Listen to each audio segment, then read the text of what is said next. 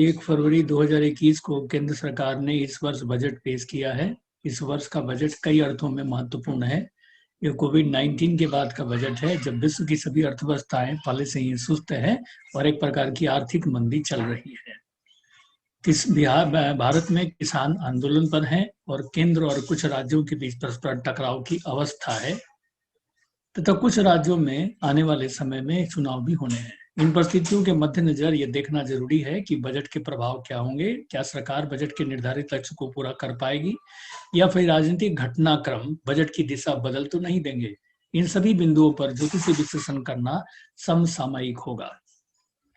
इस बार का बजट कई अर्थों में महत्वपूर्ण है। सरकार ने सरकारी खर्च को अभूतपूर्व रूप से बढ़ाया है। इस स्तर का सरकारी खर्च पहले कभी नहीं हुआ। इस खर्च के कारण वित्तीय घाटा भी नए स्तर पर रहेगा, जिसको पूरा करने के लिए सरकार ने डिसइन्वेस्टमेंट और पब्लिक बोरोइंग को प्रपोज किया है। बजट के विश्लेषण के लिए ज्योतिष में 3 आधार लिए जा सकते हैं: बजट के दिन की ग्रह स्थिति, देश की कुंडली में वर्तमान स्थिति तथा आने वाले वर्ष की वर्ष प्रवेश कुंडली। आइए हम देखें कि इन ज्योतिषीय दृष्टि से ये बजट या आने वाला वर्ष भारत के संदर्भ में कैसा रहेगा। सर्वप्रथम हम विचार करते हैं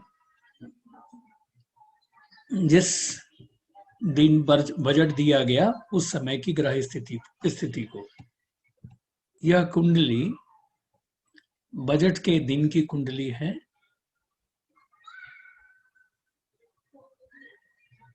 हम सभी को ज्ञात है कि 1 फरवरी 2021 को 11 बजे सीतारमन ने बजट प्रस्तुत किया। उस समय दिल्ली में मेष लग्न का उदय था, लग्न में ही मंगल स्थित था। इस कुंडली का विश्लेषण हम करें तो हम ये पाते हैं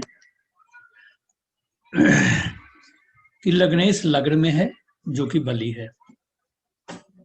10वें भाव में भी ग्रह स्थित हैं, जो सरकार की सुदृढ़ मानसिकता को दर्शाते हैं। सरकार का अप्रोच डिटरमाइंड होगा।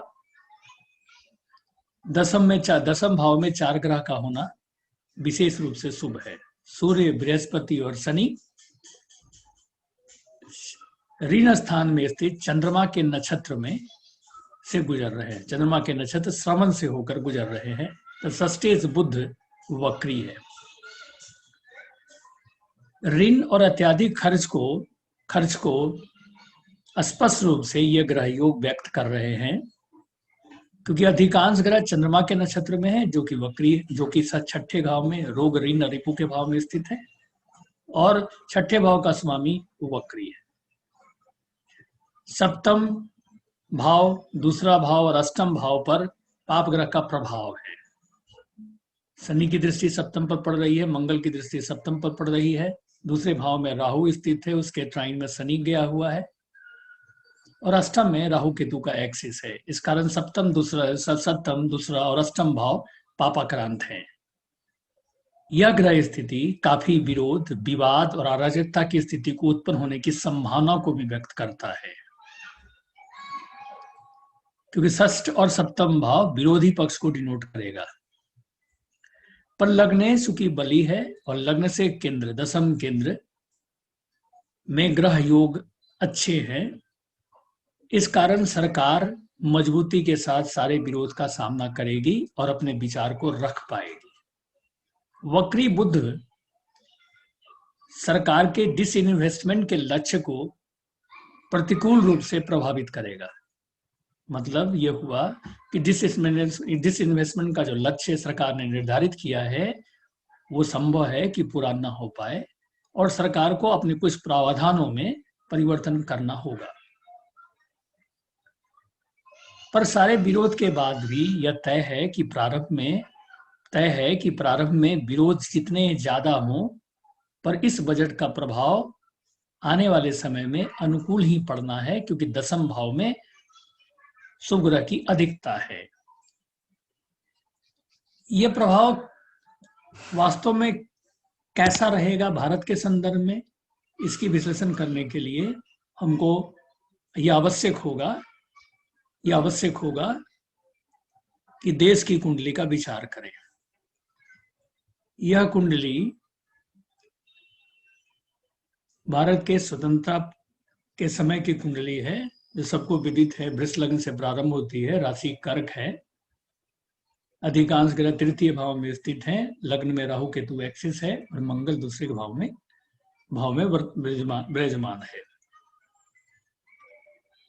वर्तमान में हम जानते हैं कि 4 ग्रह दशम भाव से गुजर रहे हैं। 4 ग्रह दशम भाव से गुजरे, मकर राशि से संचरण कर रहे हैं। दशम मकर राशि से जो नवम भाव है उससे संचरण कर रहे हैं।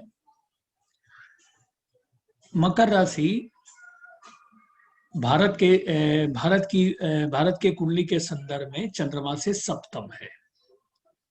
राहु केतु अपने नेटल स्थिति से गुजर रहे हैं, अर्थात राहु केतु वृष और वृश्चिक राशि से गुजर रहे हैं, जो अवस्था भारत के स्वतंत्रता समय में थी। एक बात ध्यान देने की है कि जब कभी भी राहु केतु का संचरण वृष राशि और वृश्चिक राशि से हुआ है, तब भारत में कई प्रकार के महत्वपूर्ण परिवर्तन या परेशानियां उत्पन्न हुई हैं।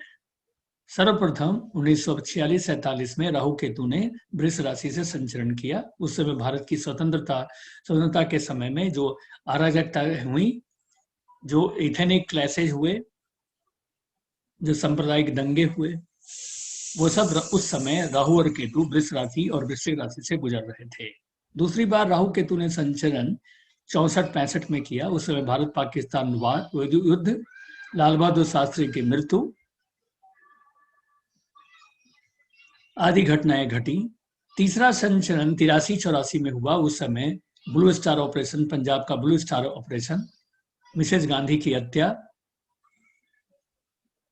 सिख राइट्स, दिल्ली का सिख राइट्स आदि महत्वपूर्ण घटनाएं देखने को मिली। इसी प्रकार 2002-3 में भी राहु केतु ने वृष और वृश्चिक राशि में संचरण किया था। उस समय गोधरा कांड भी हुआ था। इस तरह से राहु केतु जब कभी भी वृष और वृश्चिक में संचरण करते हैं, देश में कुछ विशेष प्रकार की स्थिति उत्पन्न होती है और राजनीतिक उठापटक, विवाद, षड्यंत्र की संभावनाएं बनाता है।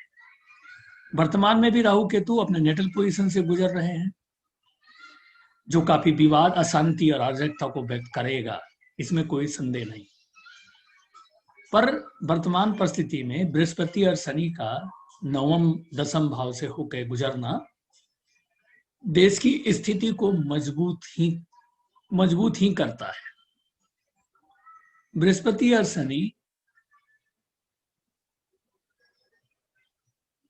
का गोचर नवम और दशम भाव और फिर आने वाले समय में बृहस्पति एकादश भाव से भी गुजरेगा। यह ग्रह स्थिति भारत की स्थिति में उत्तरोत्तर सुधार को ही व्यक्त करती है। अभी की स्थिति को यदि देखा जाए तो लग्न में राहु और केतु का पाप प्रभाव है। षष्ठ भाव पर भी पाप प्रभाव की अधिकता है, प्रभाव की अधिकता है। ये दोनों स्थितियां गतिरोध, अशांति, आंदोलन एवं मतभेद को व्यक्त करता है। पर चूंकि 10 में शनि का संचरण स्वराशि से है, राहु केतु का संचरण चंद्रमा से एकादश भाव से है और बृहस्पति दशम और एकादश भाव से संचरण करेगा, इस कारण विशेष प्रतिकूलता की स्थिति नहीं रहेगी और सरकार विरोध के बाद भी अडिग रहेगी तथा देश की स्थिति में, आर्थिक स्थिति में उत्तरोत्तर सुधार ही होगा। तो देश की कुंडली यह व्यक्त करती है कि यह वर्ष उठापटक का है, लेकिन ग्रह स्थितियां प्रतिकूल दिशा में देश की आर्थिक अवस्था को नहीं जाने देगी। सरकार की स्थिति सुदृढ़ होगी। सरकार विरोध के बाद में भी अपने कार्य करने की अवस्था में रहेगी। चूंकि यह बजट 2021-22 के लिए है, इसलिए अगले वर्ष के वर्ष प्रवेश कुंडली का विचार करना आवश्यक है। हम जानते हैं कि वर्ष प्रवेश कुंडली चैत्र शुक्ल प्रतिपदा के दिन बनाया जाता है, जिसके आधार पर आने वाले वर्ष में होने वाली घटनाओं का विश्लेषण करते हैं। कुछ विस्फोटक स्थिति को व्यक्त करता है, कुछ विशेष तरह की अशांति को व्यक्त करता है, चूंकि मंगल और राहु दो पाप ग्रह का लग्न में स्थित होना, विशेष प्रकार के टकराव, राजनीतिक अव्यवस्था को व्यक्त करता है। भारत की स्वतंत्रता प्राप्ति कुंडली में भी लग्न वृष है, वहां पर राहु स्थित है। जिस समय बजट दिया गया उस समय भी मंगल लग्न में स्थित था, और नूतन वर्ष का वर्ष प्रवेश कुंडली में भी मंगल लग्न में राहु के साथ स्थित है। यह ग्रह योग निश्चित रूप से परेशानी, राजनीतिक द्वंद्व और तरह तरह के अफवाह, वाद विवाद, विरोध को व्यक्त करेगा। 2078 संवत्सर का नाम आनंद है। इस वर्ष के राजा और मंत्री दोनों मंगल है। वर्ष प्रवेश कुंडली का लग्न वृष है और लग्न में ही मंगल और राहु स्थित है। लग्न में पापग्रह का होना विरोध, कई प्रकार के विरोध, जगह जगह अराजकता, अशांति एवं विवाद को व्यक्त करता है। चूंकि मंगल बली है, मंगल इस वर्ष का राजा और मंत्री दोनों है, इस कारण कड़े रूप से सरकार स्थिति को निपटेगी। लेकिन विरोध भी काफी देखने को मिलेंगे सरकार को।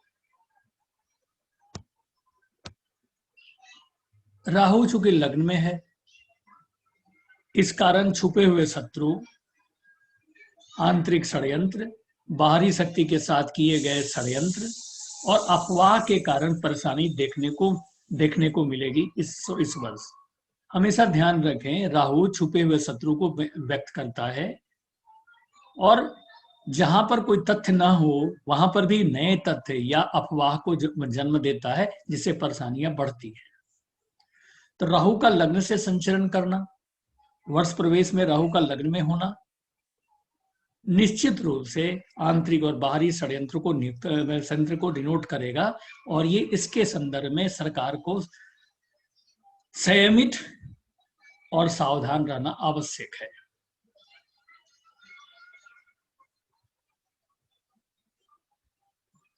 इस कुंडली में लाभ स्थान में 3 ग्रह है। नौमेश नौम में है, बृहस्पति दशम में स्थित है, और राजा मंगल लग्न में गया हुआ है, जो कि शुभ स्थितियां हैं। ये सभी ग्रह योग देश के आर्थिक प्रगति को व्यक्त करते हैं, आर्थिक प्रगति को व्यक्त करते हैं।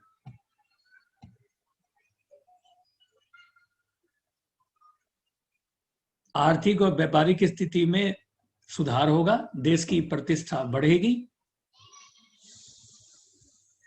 लग्नेश व द्वादशेश में राशि परिवर्तन से एक महत्वपूर्ण योग जो बन रहा है इस कुंडली में, वह यह है कि लग्नेश और द्वादशेश राशि परिवर्तन में है। लग्नेश का 12वें घर से संबंध बनाना 2 चीजों को व्यक्त करता है। पहला है कि खर्च की अधिकता रहेगी, विशेष रूप से खर्च किए जाएंगे, सार्वजनिक ऋण में वृद्धि होगी, और अचानक आए हुए खर्च के कारण सरकार के बजट के प्रावधान में परिवर्तन संभव है।